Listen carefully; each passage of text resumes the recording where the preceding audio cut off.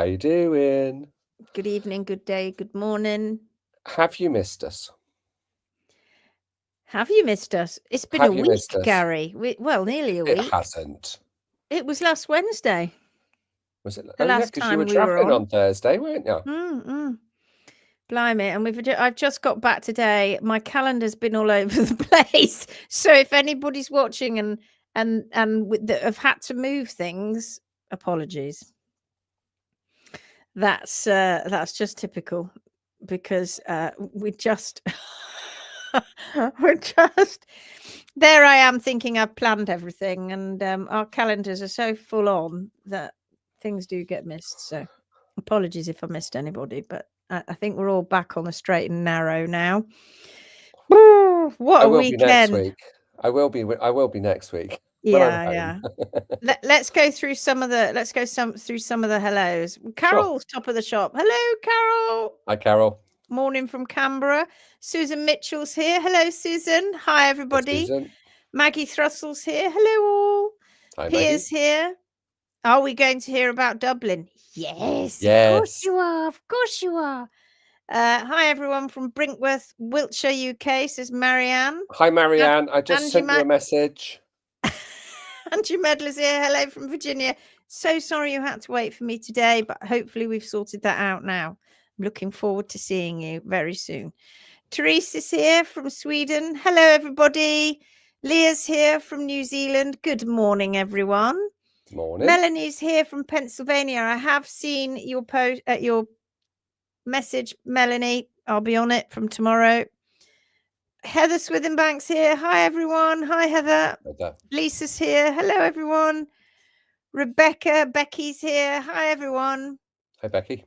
Angela Garberg, bonsoir. Good evening, everyone. Good evening. Jenny Cox is here. Good morning from Australia. Good day. Hi, Jenny. Good day. I hope you have a good day. Angela, Pia says, Angela, did you see the post about boots? I tagged you. Oh, well, Angela, go and have a look at that. Erin's here. Hello from Ohio. Can you update the FB post to reflect that 8 p.m. UK is now 3 p.m. EST? It may be confused to many users. It says, oh, does it still say 4 p.m.? I probably used the wrong picture. No, you didn't. Oh, no, you used the right picture, but you put the wrong words. You put 8 p.m. UK time, 4 p.m. EDT. Let me go and change that now. There we go. Yeah. Thank you for that, Erin. That was before the daylight. Thank you, Erin. I promise I'll buck up. Melanie says, Lindsay, I hate to keep bothering you, but would you have a look? Yes. Just yes. Tomorrow I'll have a look at that. Not this evening, because by the time we finish this, I'll be mushed. Janine Phipps. Hello. Contact Satterley. Hello from Zoe from Denmark. Hello, Zoe. You're welcome. Dawn's here. Good evening, everyone. Looking forward to hearing about your weekend, guys. Well, what a weekend we had. It was honestly a whirlwind. You may have missed us, but we didn't miss you. And I don't mean that horribly. It was just because it was so full on in such a great way. I can't tell you. Phenomenal. It was brilliant. And of phenomenal. Course, we spent the entire weekend with Bethan from Gawsworth Trap Livery, which I'm sure you all know by now. And so whenever us get together, and anybody that is in the job of being quite progressive when the rest of the world is like being still stuck in treacle, obviously lots and lots and lots of conversations are had to that go on right till very late at night, and a few glasses of wine were shared, and just, do you know, when we're all in our little worlds, we're all connected, but we're all in our little worlds. Things get tough, and they get tough for you as well, because you're in your little world and we're all connected. But you like to come and watch these lives. You like to listen to them as podcasts. must do something about that and turn them into better podcasts. We need to get Gary a better microphone. We're going to do that. We're going to get on top of that. He did have one, but he broke it. I keep meaning to buy one. I'll buy one so it arrives when I get home.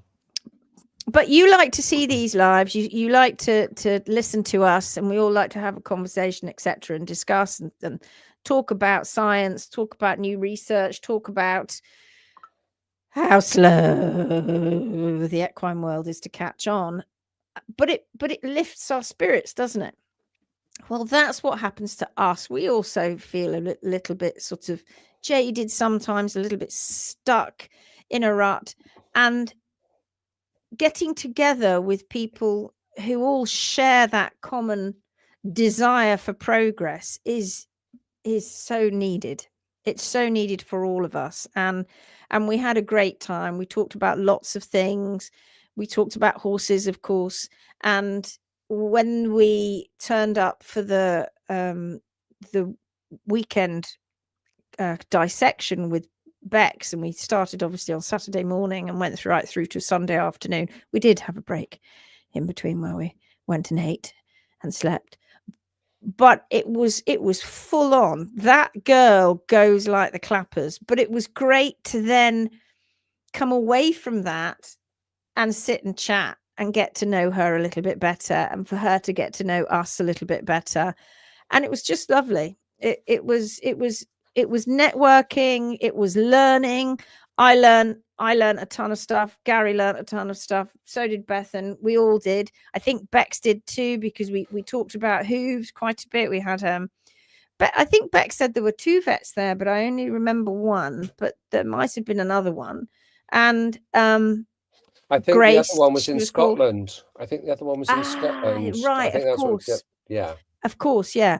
And of course, Grace was the young vet that was at the dissection with us at the weekend, and she's so pulled in so many different directions because of the overwhelming information that she can't piece together. It's actually impossible to piece it all together. And so you're taken down a route, but might not necessarily be the right route. But what was refreshing is that she has such a desire and an enthusiasm. Yeah. And we said to her, whatever happens, Grace, don't become jaded. Don't get jaded by the system. Don't just be dragged down by the system. Keep thinking, keep looking. And it's very difficult when the system is telling you to do things one way all the time. And if you don't do it that way, the system has something to say about it. And you might not be supported by the system if you do it the wrong way. I suppose that's the same in any walk of life, isn't it? In any industry. But when progress is beginning, and when that paradigm shift is beginning, and I wrote a post about that, fully inspired with what we learned over the weekend. And I also watched a YouTube video on my way home that was shared to me by a Dr. Thomas Seyfried, who has been working in cancer research for years, and who is butting up against the system, because the system is saying it's one thing, and he's going, the proof that we have says it's like this, and you guys eventually will catch on, but it's very, very, very, very slow.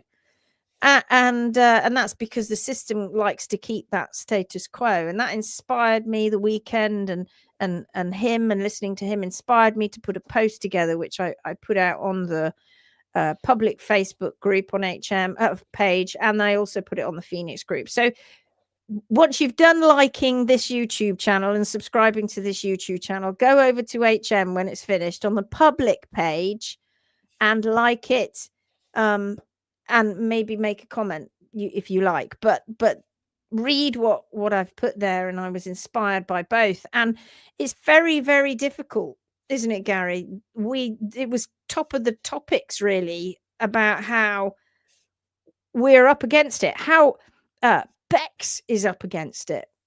You know, she told us that in New Zealand, she'd been hauled over the coals 4 times.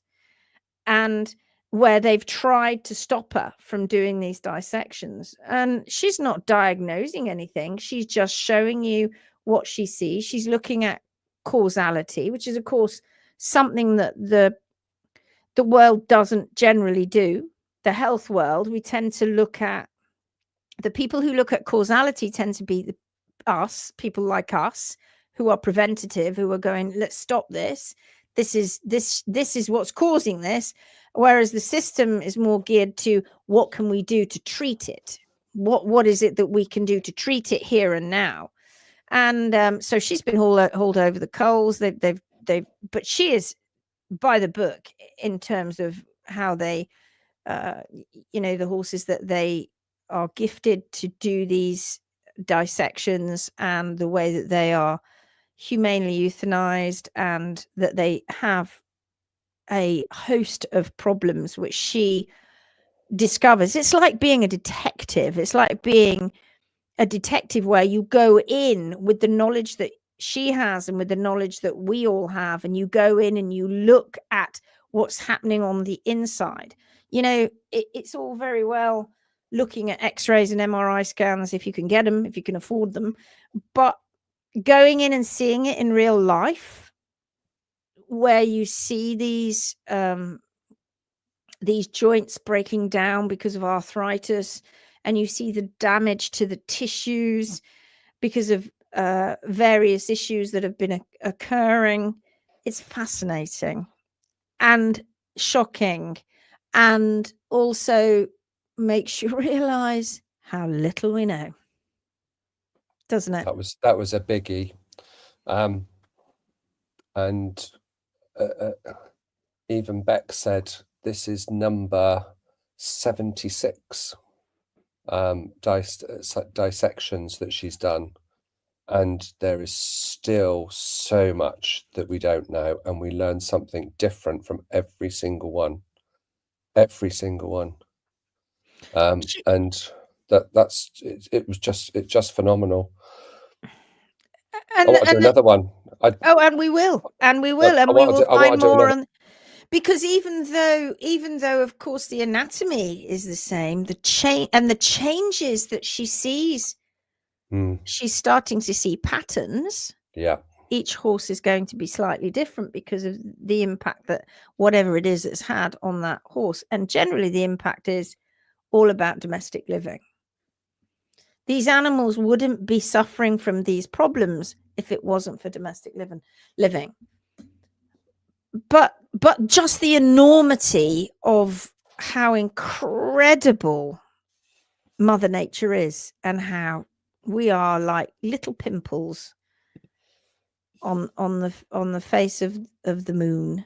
We are little tiny little pimples. We have not even scratched the surface, and yet we still think that we can mechanically intervene or intervene with drugs and fix it all. We're not doing that.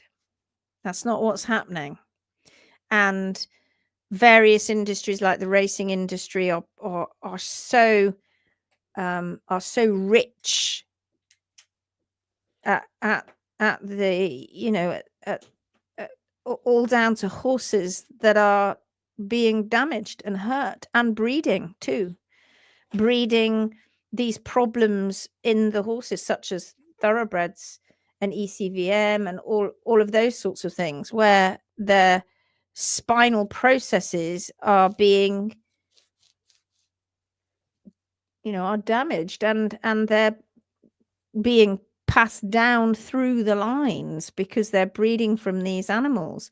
It's a real eye-opener, and I would honestly say to people, if you can, you must try and go on one of these full horse dissections. And of course, I would suggest that you go on it with somebody like Bex, because her knowledge is just like our knowledge has been growing over the years. Her knowledge, every single time she does one, her knowledge grows.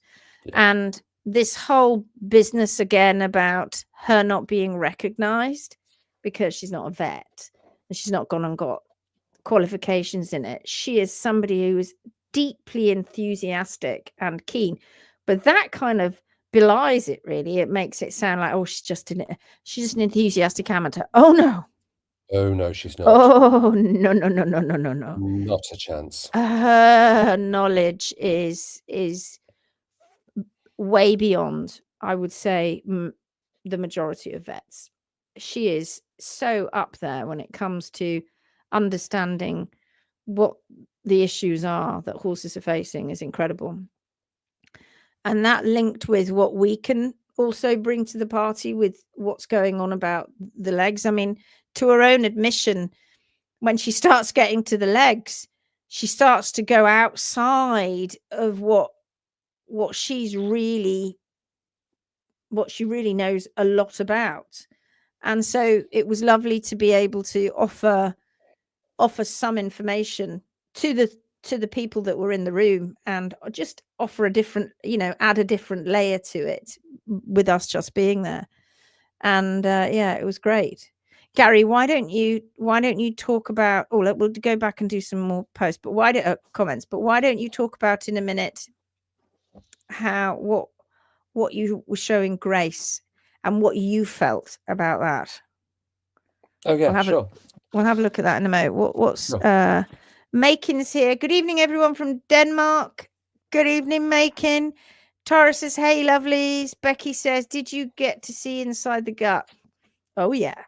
I've got pictures. I've got so many pictures. I wish it wouldn't do that.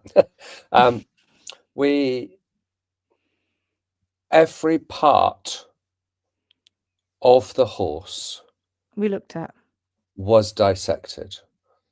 So at the beginning, the horse is basically on a low table, and he is, as he was put to sleep, so positioned, so to speak, and the skin came off.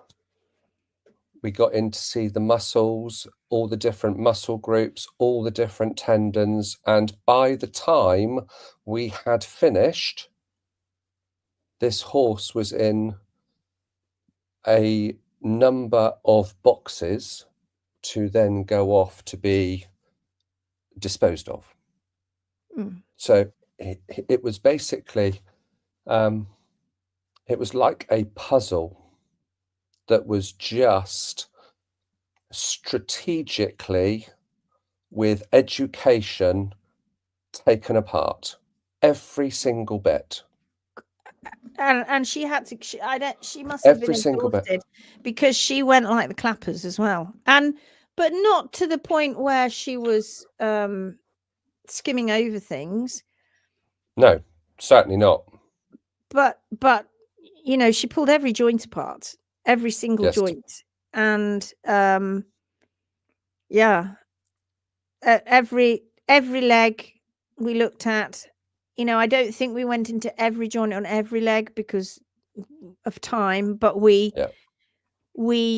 others did. Other people pulled them apart. I particularly like the fact that she had some people who were at the clinic who were willing to help and were willing to get stuck in and help her do some of the dissection while she was talking about one end. They were busy separating muscles and getting those preparing the other end, preparing and ready, and just finding stuff. Honestly, you'd think, wouldn't you, that for that many hours in a day, because it started at 9 and we weren't out of there before 5, and we had half an hour or so for lunch.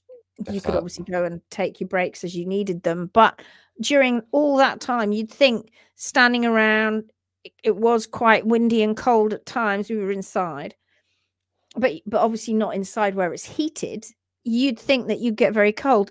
We didn't. We were wrapped up, but you're so engrossed in it. It's just it's a fascinating experience. It's my first full dissection that I've ever been to, and it made us think, actually, when we do our workshops and I do my dissection of the lower limb and I talk all about the lower limb, I go into it in quite a lot of detail, in more detail than Bex did when it came came to the limb. But what we don't tend to do is we use the lower limb. We don't tend to bring the upper limb into it because it actually takes too long to get it all dissected out. But we're going to have a go, I think, when we go to the workshops in New Zealand, because Bex is going to be providing us with quite a few of these legs. We're going to have a go, if Bex, certainly at the first one where Bex is going to be coming along and she's going to attend our workshop. We've attended hers. She's going to come and attend ours. And we're going to see if we can get a full limb dissected so that we can show the people who are coming on to really concentrate, who are looking at the hoof care, etc. But when it came to the leg, I think one of the things that was probably not surprising is that everybody in the room, I think the majority, Gary, were body workers, interested parties. Yeah. Not, some were just owners, but that were doing courses to do with equine care, etc. But we didn't go into the hoof, for instance, in massive detail. We did go into it in some detail. She put the hoof in a big pot of water and kind of boiled it up and then popped the capsule off. And that was for some people, actually most of the people in the clinic, that was the first time that they'd ever seen the inside of a hoof. And there were lots of, oh my God, wow, it's incredible. But to do that and then to do our workshop and to bring those two together would just send you, it'd be stratospheric, the kind of learning that you would take from that. But Grace was there, and Grace is the vet, and this young vet, and she had some. We didn't go with any trimming tools because we were flying, so we weren't able to. And Grace had some bunch of knives that had been given to her by various farriers, and we went through them, and I'm going, oh, that's no good, that's no good, that's no good. And then we whittled it down to one knife that she could probably use. And we took a hind leg, which wasn't too complicated, and gave it to her, and she sat there. I mean, I'll take my hat off to her. She was a sport. She was. Because she's not been taught this stuff. But she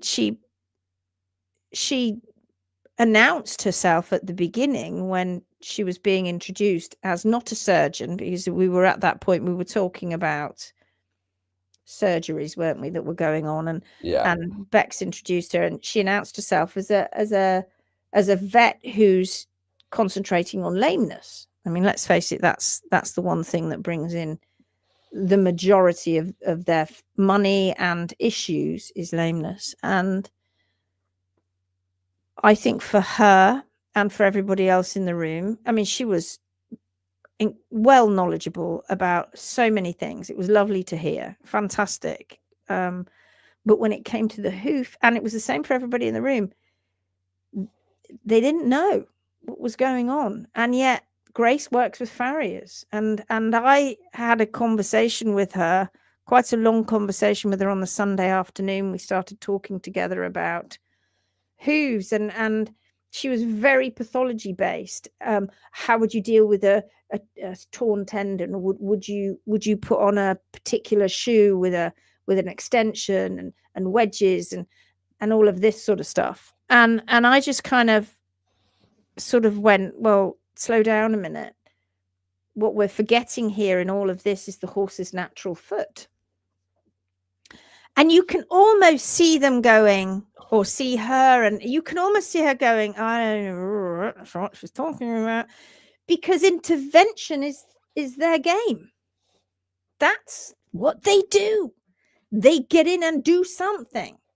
The thought of actually doing very little and standing back and letting the horse do a lot of it doesn't really compute, because it's not what they've been taught. They've been taught to get in and do something, even though that something isn't backed by solid evidence in the field. It's guessing. And she admitted, what she does, what other vets do, what they're all doing are all slightly different things, because they're all trying different things. Well, they've been trying different things for decades. When are they going to realize that can stop now? So we talked a lot about that, and I think that kind of was surprising to her, that we weren't prepared. You know, I mean, she knew that we were hoof care experts, but we weren't prepared to go in and try all these different, you know, a heart bar shoe's a heart bar shoe at the end of the day. But we weren't, whether you fancy it up with some dim material and a composite frog support, it's still a heart bar shoe. And I wasn't prepared to enter into, well, let's, you know, well, we could do a bit of this and a bit of that. I was like, you do the balanced trim, and then you put everything else in place, right diet, right management, and then you let the horse do an awful lot of it, because that they will, if you set the environment up correctly. And I asked her, and I'm going to let you continue in a minute, Gary, but I asked her, what was she taught at school when it came to hoof care? And she said, well, I said, have you trimmed? And she went, no. And I said, well, why not? And she said, because I have a good farrier for that. And I said, how do you know your good farrier is doing the right thing? And she sort of stared at me and went, shut to a bit, I don't know whether he's doing the right thing. I just assume he is, because he's a good farrier, right? She's looking at me, and I said, okay, what parameters does he trim to or shoe to? Your farrier, or any farrier, in fact. And she couldn't answer me. She said, I don't know. This, and I'm not, if anybody's watching this that was there or at the weekend or knows Grace, I mean, I hope that we have a relationship with Grace going forward. I really hope we do. I hope she finds these lives, and I hope that she finds the Phoenix group, and I hope she continues her learning into what we do, because of course it isn't woo-woo or voodoo or magic. This is incorporating good evidence and knowledge that we've based in the field and found out in the field, and also watching what happens and observing when you allow these animals, do you set them up correctly. But when she said, because you see at the beginning of the conversation, she was full of all of these things and tears and the DDFT tear and on all of this and how we put the heart bar shoe in and we But when we peeled all of that back, and I said, what about the foot? What parameters are they trimming to? How do you know that it's good or bad?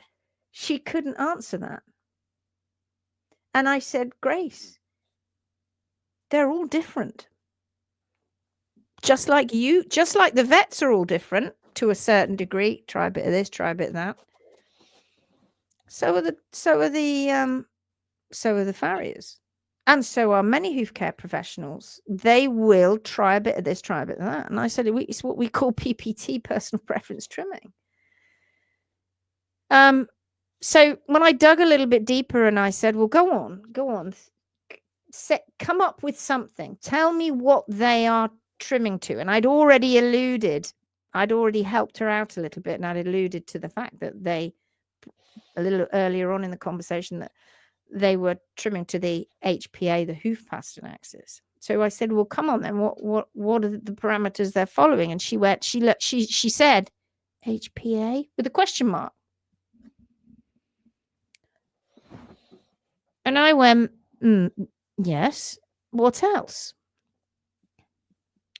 I don't know. And I said that sometimes the widest part of the frog, which is a bit useless when you consider that many frogs are atrophied and contracted. And it really, I think, made her think, oh. So that's when we went out and looked at her knives, and we came back in, and I said, Grace, we're going to teach you what the horse's foot is going to show you now. we're going to trim to the hard sole plane.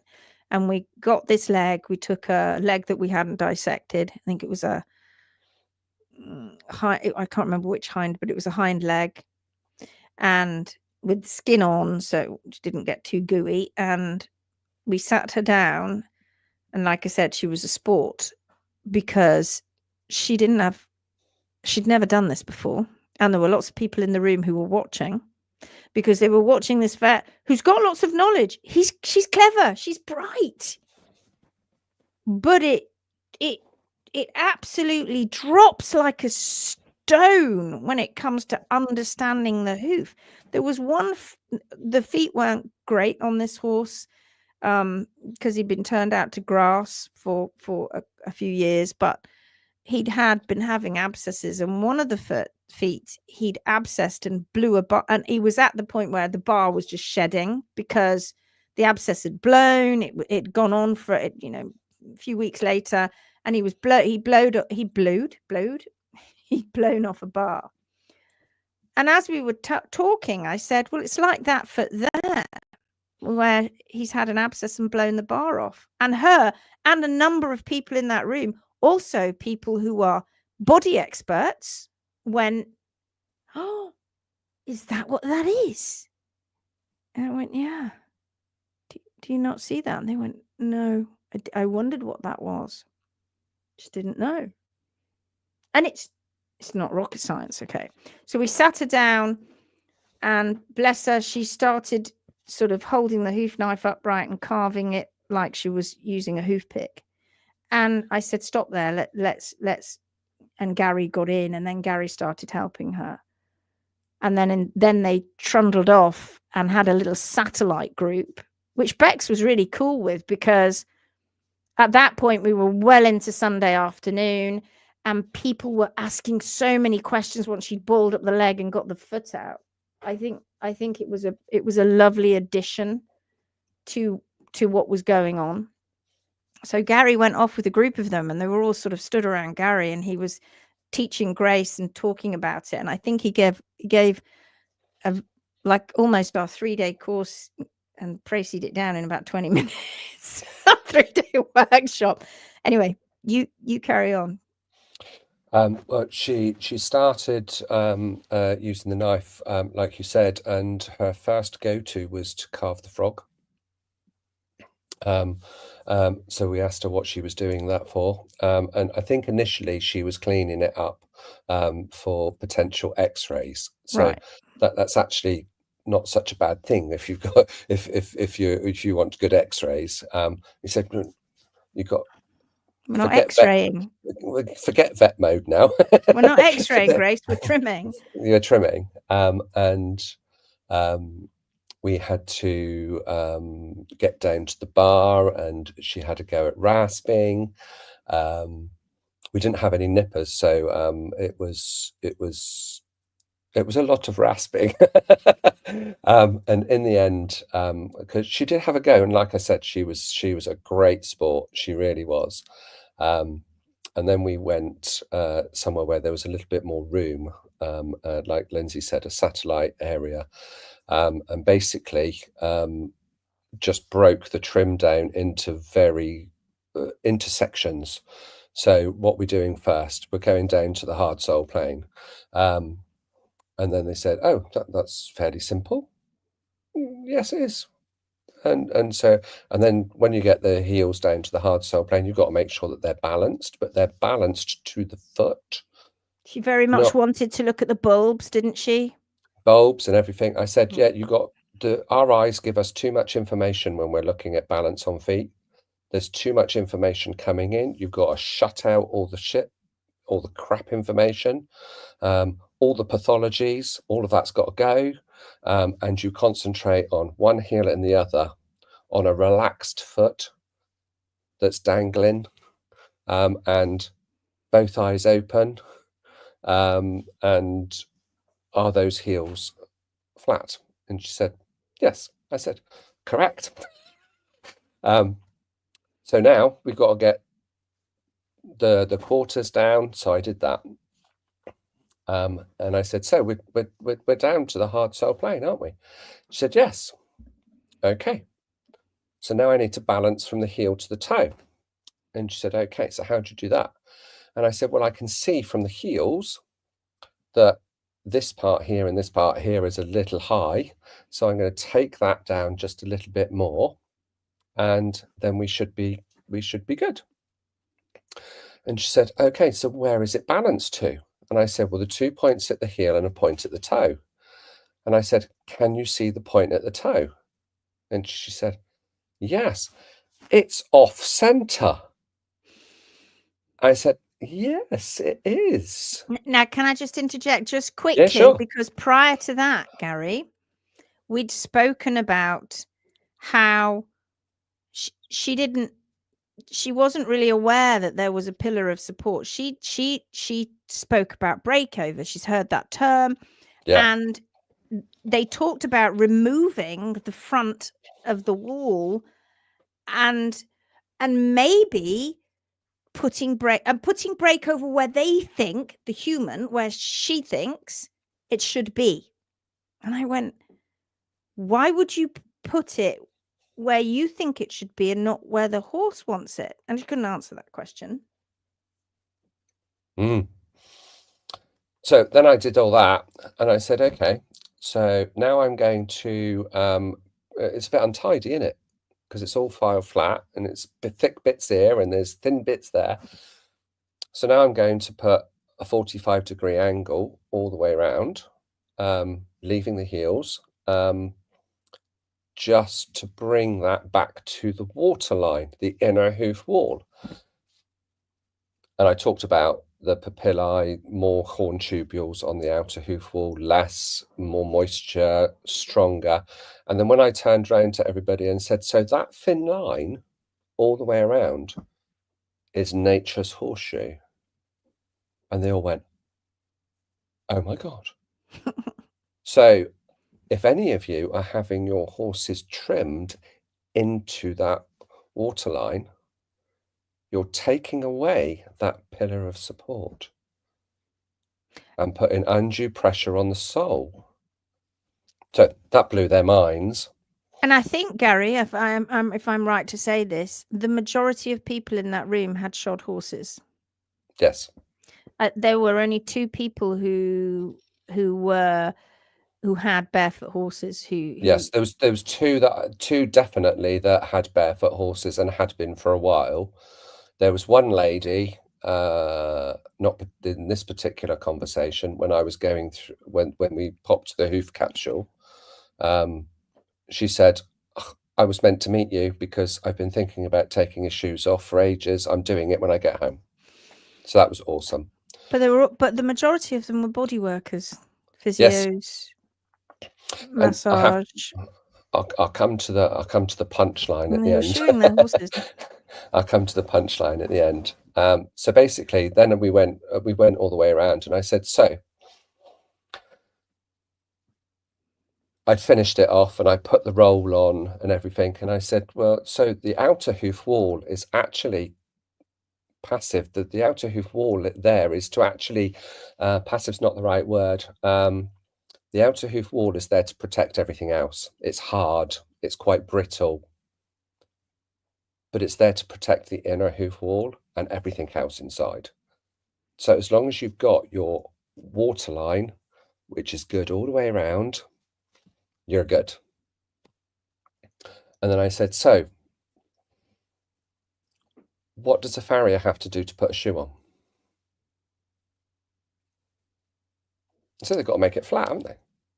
Because a flat piece of metal's going on. She'd never thought about this ever before, about the arch and the quarters. And never. Said, yeah, you're right. Ever. Yeah, you're right. Yeah, you're right. And then, and some of the others were asking questions as well at this point. And I'm sure Grace was recording it. So I really do hope. She recorded some of it. Yeah. Which we were happy about. Yeah. And then I said, so all I've done is followed the hard sole plane. I filed the hard sole plane. Of course, it all looks flat, doesn't it? You're using a flat file and all of those things. And then I said, okay.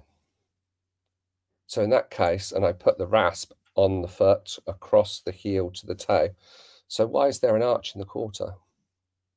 And they said, oh, I don't know. I said, you created the foot has created this tripod, and it's created an arch. It's created a bridge in the quarters. She said, and what are bridges? Why are bridges arches? Because it creates strength and stability. And I said, so when a shoe goes on, where do the nails go? Into a bit that's supposed to be passive, but you've now made it active. And if you're very lucky, they've left their nails proud. So there's no balance either. Unlucky. I said it really isn't hard, but it's so important.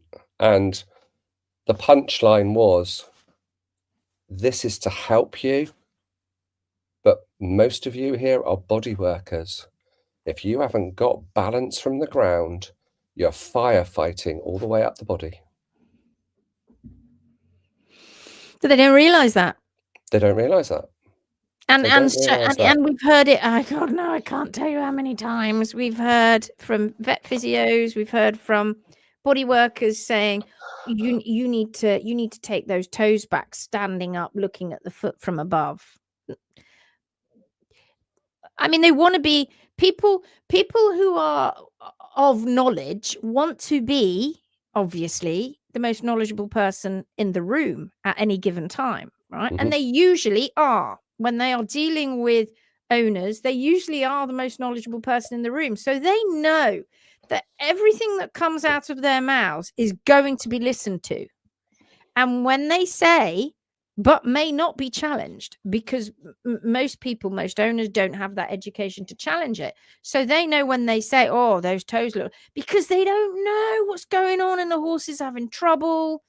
And they'll, or whatever, and they go, oh, those toes need to be taken back. And the owner goes, oh, yeah, I'll get my farrier to do that next time he comes along. Yet you ask any one of them, that room was full of them, and none of them could have, and I don't think any of them would have put themselves in the position that Grace did. So, like I said, hats off to Grace. Very much so. But none of them knew what was going on with the hoof. It was a part of the body that is everybody knows it's important, but they don't know what it is that's important. They don't know. And I'm going to Gary, what? Why is this? Why is that? Everybody's deep into the guts and the body and the muscles and the nerves and the head and the everything, but then the hooves. That was eye-opening. It was. That was very much an eye-opening moment. And just to top it all off, after I dropped that bombshell, I thought I'd just give them a wow moment, because I didn't want to end on a bit of a bummer. Then I got the hoof, and we were just so happened we were just by the side of a piece of tarmac driveway, and I said, how often do you see shod horses slipping on the tarmac and the concrete? And said, oh, it happens all the time. I said, grab the leg. Well, I did it first. I was putting the foot down on there to try and get it to slide. And of course it wouldn't, because the foot had its natural foot. And they went. And you know something? We're on day 113. We've got 10,500 people in the Phoenix group, and what we're talking about is actually quite simple stuff. I know that there is so much more that's involved in it, which is what we then go on to teach you. But we're going right back to what I said at the beginning. This paradigm shift is coming, and I've written that on the Facebook. It's coming. You can fight it as long as you like, but it is on its way, and it's in full swing coming now, because people are learning more and more about it. Because Bex is going in at the grassroots level. So are we. She's going in with progressive professionals, which I have to say, I think the majority of people in that room are. Yes, progressive professionals, with people who are willing to go, I know that the equine world is failing when it comes to issues that the horse is having throughout its body, its balance, its feet, and all of that. Not quite sure what's causing it. And of course, one of the big things we talked about was how the feet are paramount. Yet again, the one thing that was sort of not really understood, and yet everybody admitted, everybody says it, no foot, no horse. Yet it's the one thing that people just simply they Don't stall understand. at it. They stall at it. We were going, why? It's because I think it's become ingrained, isn't it? The ingrainment is that no foot, no horse. That's why I have a farrier every 6 weeks. It's the farrier's job. It's the farrier's job. And they're getting it wrong. Or the majority of them are getting it wrong. And it's been an industry that has been dominated by men. The owners are dominated by females. And there is a real, I don't think there's definitely not a lack of interest. Oh my God. They were lapping it up really. And they were just going, oh my God, that is so amazing. I just want to know more. It's not a lack of interest, but there's they don't know where to start. They don't know where to start. And because there's a lot of conflicting information around, they don't know where to start. But they daren't start by asking the farrier. And they can't really ask about barefoot unless the farrier's willing to chat about it and take them barefoot. But it's very superficial, the information that they may request or find out. It's very, very superficial. And that was... I say it was an eye-opener. It's not really, because we know that the work we have body workers, physios, of all sorts, human and equine, come onto our workshops and they go away going, oh my God, how the hell am I going to cope now in the job that I do and help those animals when I know deep down the real crux of their issues are right down there at the base of the feet, at the base of the leg, the feet. And I didn't know. And now I know. And now I know what to look for. You think you know, then you realize you don't know. You see, Grace, one of the most knowledgeable people in the room, but didn't. And self-proclaimed lame. I think she even said lame expert. That's what she does. That's her thing. And yet massive void between her understanding what a natural balanced foot looked like and just this constant belief that you've got to be doing something. You've got to be doing something. Leaving it alone, balancing the foot, but she didn't know what a balanced foot was, but leaving it alone, well, that's what she'd think that we are doing, is leaving it alone, wouldn't even compute. You've got to be seen to be doing something. Yeah, I think it was huge. And I'm glad that we did it. I'm glad that we started those conversations with Grace, and I'm glad that she was able to continue them. It wasn't our clinic. We weren't there to take over in any way whatsoever. And it was right at the very end of the second day. And we did obviously bring a little bit more to the party because we were able to go into a little bit more detail. While Gary was dealing with his little satellite group, I was back with Bex deep into what she was doing. And the stuff that we saw, I tell you, I don't know if I took a photograph of it. Let me see if I can. I'm pretty sure I took a photograph of this. This was something that was a big eye opener for me. Right, where is it? Let me go see if I can find it. Oh my gosh, lots and lots of pictures of stuff. Let me see if I can find it. This is probably going to be very red. So if you're a bit squeamish, look away. That's not that one. That's that. I will find it somewhere. I will find it somewhere. It will be very Okay, I'm going to show you this picture. If you are squeamish, look away. It actually it doesn't show any head or anything like that. It just shows a muscle is what I'm going to show you. So but equally, if you don't, if you don't like this sort of stuff, look away. But it is just a muscle that I'm going to show you. But this was really, really interesting. Okay, so can you see that? Yeah. Just going to blow this up. Now this is Beck's hand here. Now what Bex is showing us here are holes in the muscle. In the muscle. There's 4, isn't there? There were 6. There's one.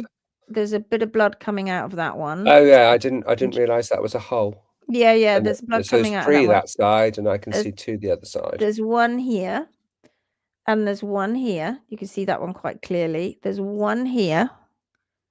There's one here, and I think the other one might have been just up here. It might have been that spot, or it was a little bit further down. But there were 6 very regular. I think that was the other one that was just up here. Very regular holes. Now those holes were made by a needle. Now it could have been one of 2 things. It could have been needles introducing a therapy, or it could have been needles that were being used for acupuncture. And what Bex has seen, she's seen both, but what Bex has seen quite a bit of are holes caused by acupuncture. Now, if you think about this, and something that we hadn't really thought about, I mean, you do think about it, but you don't until you see it, is that these needles that are being used for acupuncture are actually puncturing the muscle. They're puncturing the tissue. They're going right through the skin and they're going into the tissue. Now, like Beck said, these haven't healed. They have not come together and healed the muscle, and the muscle has not healed, well, whatever that needle was used for. And the fact that they were so regularly placed really indicated to her that this was more likely something to do with acupuncture. But these had not healed. They were deep little holes, little areas of damage in that muscle. And she said that she knows or has spoken to a Chinese medicine man. And because of the damage that needles cause, and now they're beginning to realize this, which is it is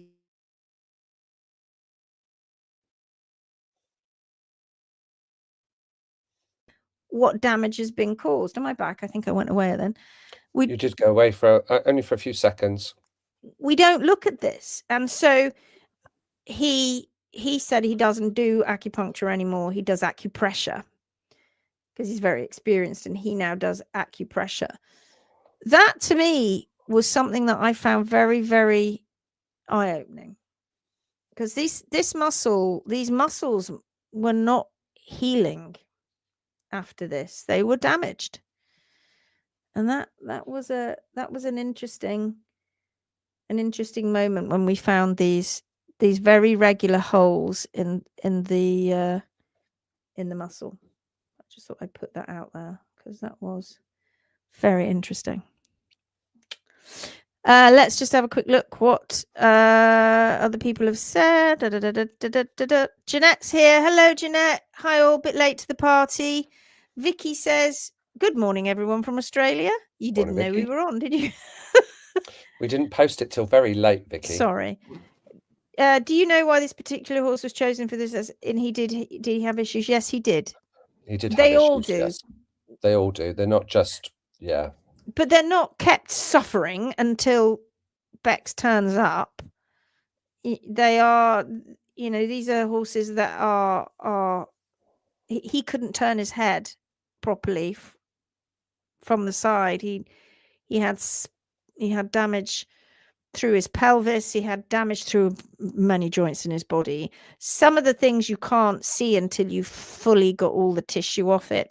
And it's the same with us. Until you've buried it or boiled the flesh off, you can't actually see the real detail of osteoarthritis, of the arthritis that's been in there, and inflammatory arthritis. You can't always see it all, but yeah, he had lots of problems, this horse. He really did.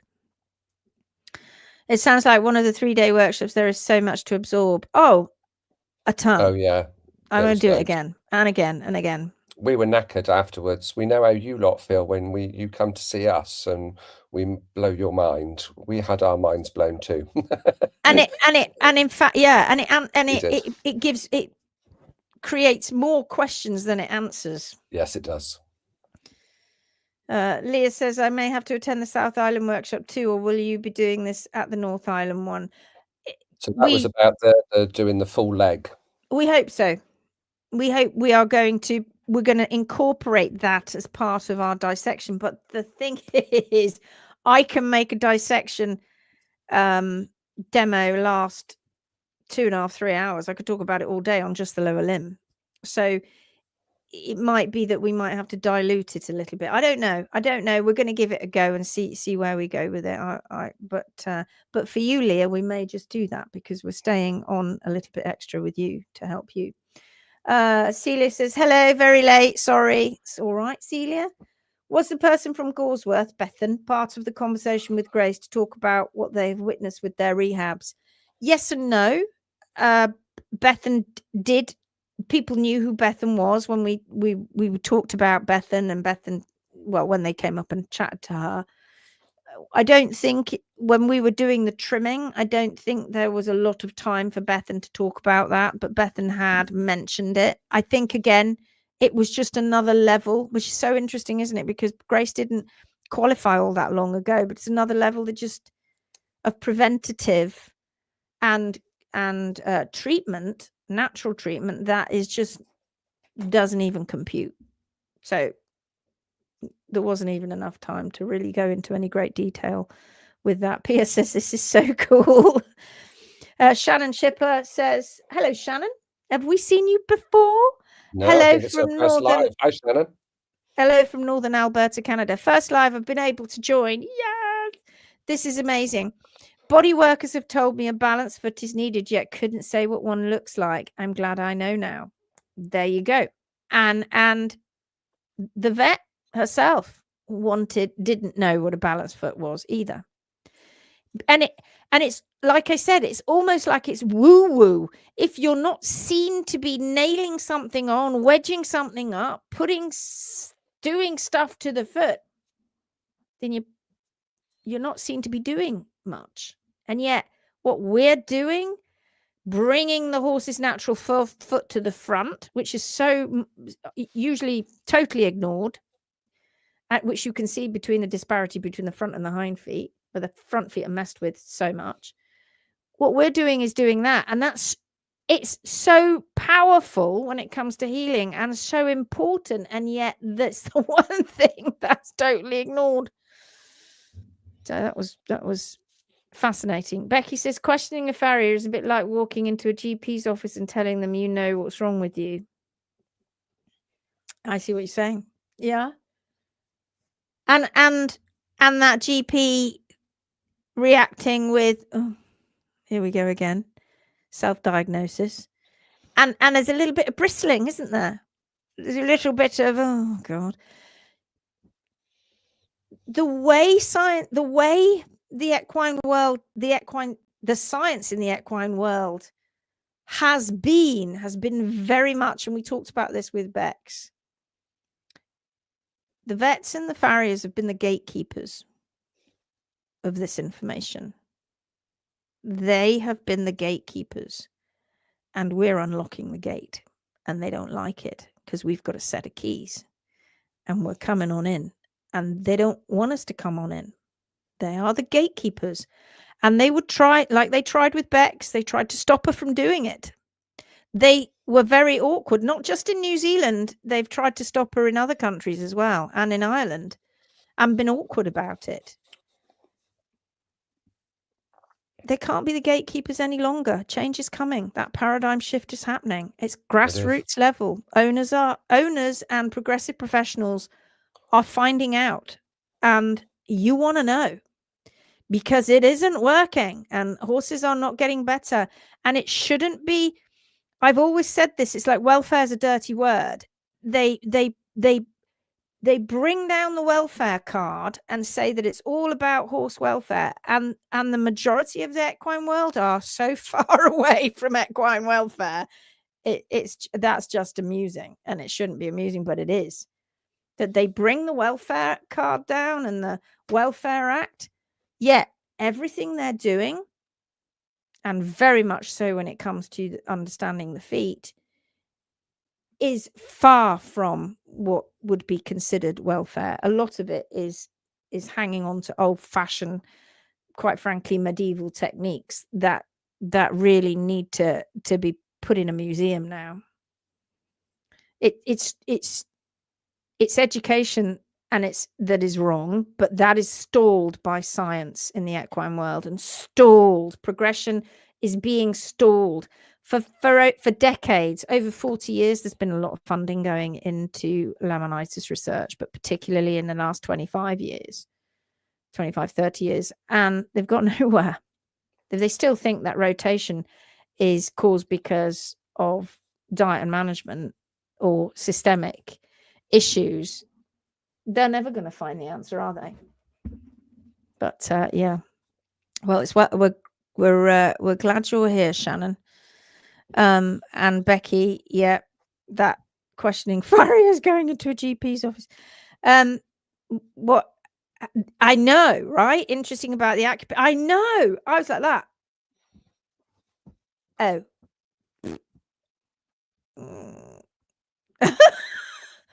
So interesting, says Dawn. I would never have thought the holes would heal from it. I would have never thought that the holes wouldn't. I know. That is what everybody said in the room. And Bex herself went, I know. But there you go. And if you think about it, I know this is a bit grim, and I know that it's not a living piece of flesh, of course, but or muscle, but you know, when you pierce, it looks like that was a dead piece of flesh that had been pierced by us somehow. It wasn't. The skin had healed over the top of it, but the muscle itself and those muscle fibers had been damaged. What an eye-opener. Oh, it really was, Michelle. For me, that was one of, I mean, there were so many highlights, but that was one of the really big ones. I never thought acupuncture went that deep. This is really concerning. That something that is supposed to help is potentially causing unforeseen damage. Well, like that Chinese medicine man explained, he doesn't do it anymore. He does acupressure because of the damage that they're now starting to see appear in this. And of course, that's muscle close to the surface, because underneath the skin, all right, because that was around his neck. I think that was the brachius. And that was all around his neck, which is a typical spot, of course, for that sort of thing. I've always questioned acupuncture, especially for animals. I've had acupuncture, and if you move wrong, it hurts. I do acupressure, much less invasive. Well, there you go, Lisa. Janine Phipps says maybe acupuncture delivers microbes deep into the muscle, but the muscle wasn't healing. The muscle didn't heal. It left holes and bleeding, and you can see where the blood was actually now coming out of those holes. But yeah, that is really interesting. Sharon May Davis says, Carol Colbert. Sharon May Davis, I believe, was the first to find ECVM, received death threats due to it. Vets here do not want to diagnose it. Oh yeah, and it is a thing. ECVM is a thing. ECVM stands for equine complex vertebral malformation, and that's that's where at the base of the neck, where C6 and C7 are, as it goes into the rest of the vertebrae, down the thoracic and down the back, where that bend is, where they are malformed, C6 and C7 particularly, and she coined it ECVM, and it's a thing. It's a thing. And we spoke about this with Bex, and whether this is just something that happens or whether this is genetic. And this is what Sharon May Davis said, and what Bex said is that they are breeding these problems through these animals, and the gene pool, of course, is narrowed, and it's not as diverse with some of these animals, and yeah, they're starting to see it. And not just that, in the pelvis too. There's a lot of problems that these horses are born with. And then Bex also talked about traumatic births, which they're starting to find out from I can't remember who it was that she said, I can't remember the name of the person, but they've linked traumatic births with lambs with arthritis problems as that animal begins to age, arthritic issues. And very early on, it brings it on much earlier, isn't it, in young animals? Yeah. And they're linking it with these traumatic births, so anything after a certain length of time. And so now they're beginning to realize that instead of farmers putting a lot of effort into these lambs that have been traumatically birthed, and it's over a certain period of time, that they're finding that if they take those out of the gene pool and they sort of remove them early on, and obviously they'd have to ethically euthanize them, then they have less incidence of it. And so now she's talking about how she sees this kind of arthritis, this traumatic arthritis that is appearing now in these young foals. I think she'd done 2 where she'd found this. And what we're talking about here is this flood of inflammation suddenly all over the body. And that inflammation hits every joint and causes this massive cascade of issues in the joints. And this is because of these traumatic births. So that's another thing to add to this information. And this is not being discussed. It's a bit like osteonecrosis. It's not being discussed. Blah, blah, blah, blah, blah. Oh, it's just laminitis. It's not being discussed. And so that's why we're talking about this being at the grassroots level. We're the people that are bringing this forward. It'd be really interesting to know how many full-on dissections are done. It won't be many. Well, Grace had never attended one. She never did one at college. When horses are put to sleep, very often you can say, right, I want to know. It's not worked, I want to know. And but to go into they might go in and then they find the heart, and then they find that there was a problem with the heart, or something else, and they go and find it and say, oh, well, that goes with the symptoms, that's it, that's the cause. But to actually go through and systematically look at pretty much every muscle, every joint, every part of the gut, all of how often does that happen, so we can actually learn about what we're doing and why we're doing it. Takes too long. It does. They said and who's going to pay for that? Right. And she said, you know, if a horse drops dead and they pay for an autopsy, and the average value, the average cost we were talking about was probably around 500 whatever in your currency, they aren't doing what Bex is doing. No, they're not taking the whole horse to pieces. It just takes too long. But when you do that, like I said, so much more. Everything comes out. They're focused on one bit, and they pay a fortune to have an autopsy. And I mean, it's going to be way more than 500 probably in many cases. But they'll just focus in on one bit and they go, oh, the heart looked fine. but we didn't look at all the other stresses that were involved with that animal over such a long period of time. And I think that is a service that Bex is able to offer is autopsies, where she's able to go through and do these post-mortems on these animals. And she and every time she does these, incidentally, she gives the owner a full report. She gives the owner a full report of what she found. And of course, you know, it's just very eye-opening. Lisa says acupuncturists can also do something called deep needling. I don't agree with it, but I wonder if that was what we're also trying, that perhaps. What muscle was it? Yeah, testing me there. I'm not brave enough to say. I might get it wrong. There was so much to take in. I'd have to look on my app.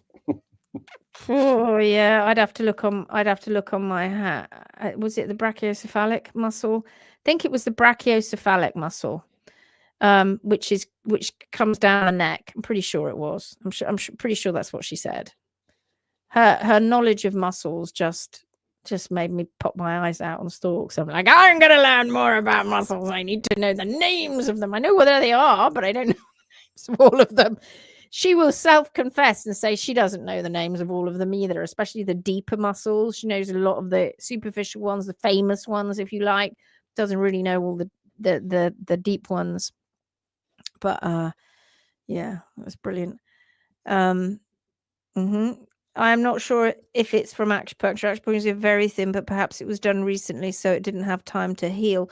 Oh, yeah, no, I did blow that up, by the way. But I mean, that was something we discussed, and the hole isn't the size of the needle. The hole is bigger than the needle, way bigger than the needle, because the hole is damaged and had inflammation in it. So it's not the same size as the needle.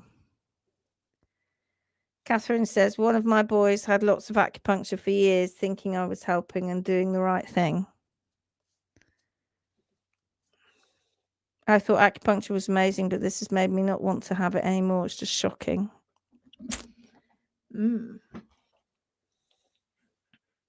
Very interesting, isn't it?